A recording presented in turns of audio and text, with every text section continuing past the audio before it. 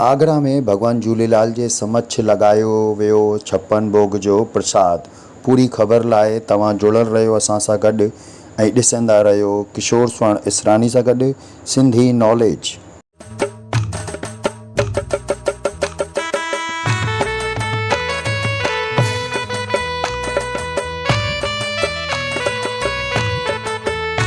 झूलेलाल महिला मित्र मंडल ताजगंज जे पारां झूलेलाल चालीहा पर्व जो समापन ते घणेई सुहिणो कार्यक्रम आयोजित कयो वियो।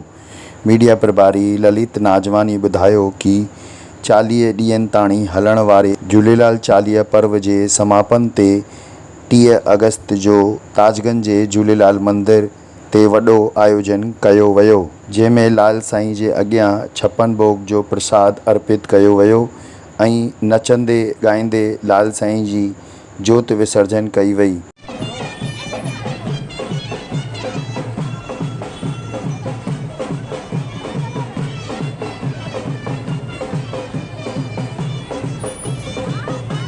आज हम झूलेलाल का जो चालीहे का समापन हुआ है, अपनी ज्योति को विसर्जित करने दशहरा घाट ताजगंज में आए हुए हैं। हमारे ताजगंज झूलेलाल गुरुद्वारे में 40 दिन से डेली शाम को भजन कीर्तन, उसके उपरांत प्रसाद चल रहा था। आज भी हमने चालीहे का समापन किया, 56 भोग लगाए और उसके उपरांत भंडारे का भी आयोजन सबके साथ किया है। जय झूलेलाल।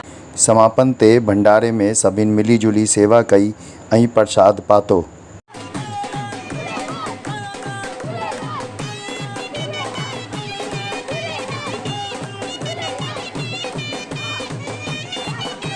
हिन मौक़े ते आगरा सिंधी सेंट्रल पंचायत जे पदाधिकारियुनि सां गॾु ई सभिनी आयल मिज़माननि जो झूलेलाल मित्र मंडल ताजगंज जे पारां स्वागत कयो वियो।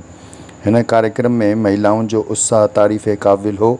सभिनी भगवान झूलेलाल जा जयकारा ऐं गीत ॻाए माहौल खे भक्तिमय ठाहियो।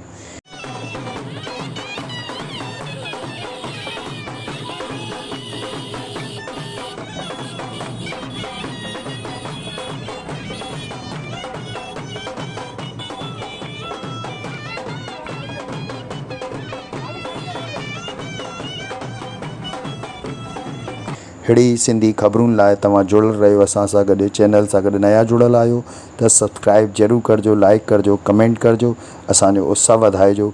जुड़े न रहियो, ॾिसे न रहियो किशोर स्वर्ण इसरानी सां गॾु सिंधी नॉलेज।